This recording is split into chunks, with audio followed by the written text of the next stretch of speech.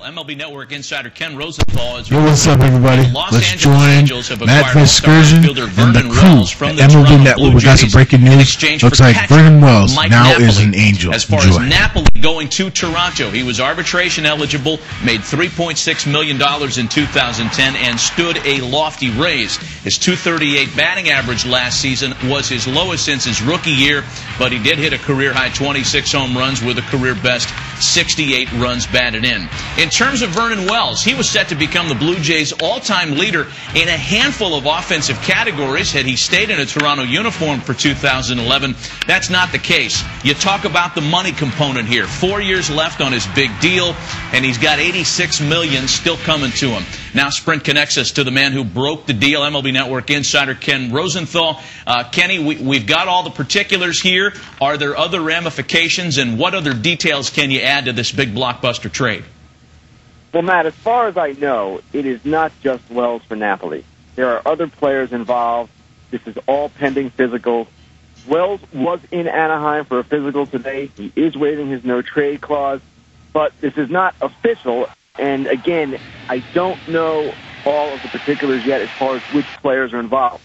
My understanding is it's going to be far bigger than simply Wells for Napoli. In terms of sheer numbers, I don't think the players will be of any greater magnitude than Vernon Wells, that's for sure.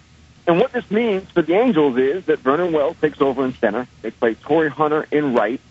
And clearly they've addressed their biggest need, which was for a big bat. Didn't get it with Carl Crawford. Didn't get it with Adrian Beltre. Wells, who had that big bounce-back year last year, would fit.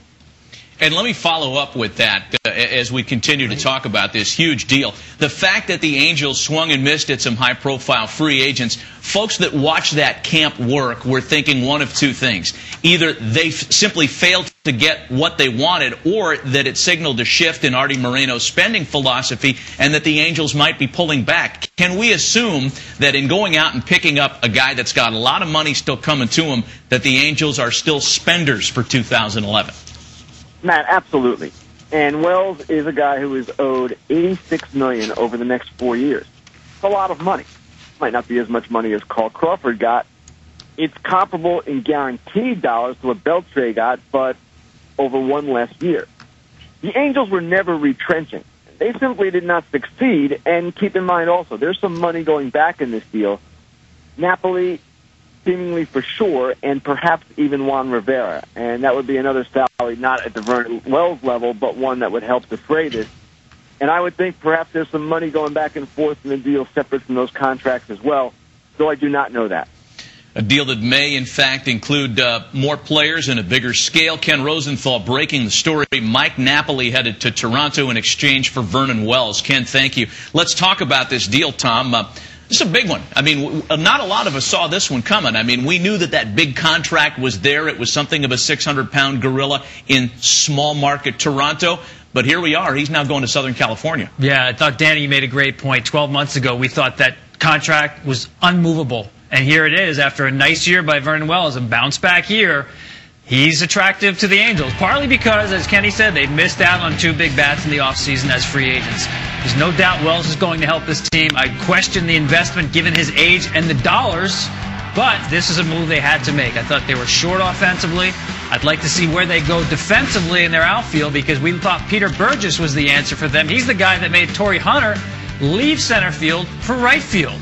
And if you have an outfield of Abreu in left, Wells in center, and Hunter in right, there's some age there, and you lose some of that athleticism that Burgess gave you. Now, Burgess maybe gets a chance to force his way back into the picture. We'll see how it plays out.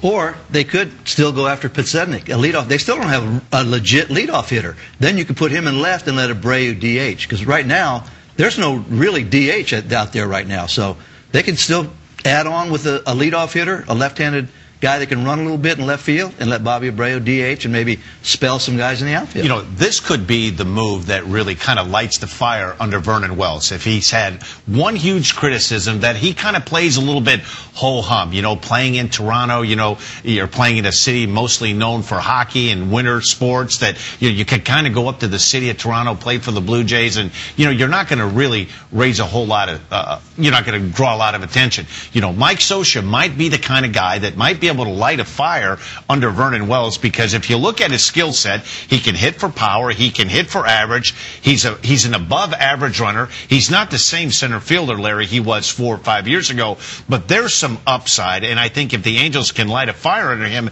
they might be able to get some production. You know, that's what I was going to ask Tom. You know, you've probably... Thanks for watching, y'all. This is what it's all about. Major League Baseball. It's always sweet. So long.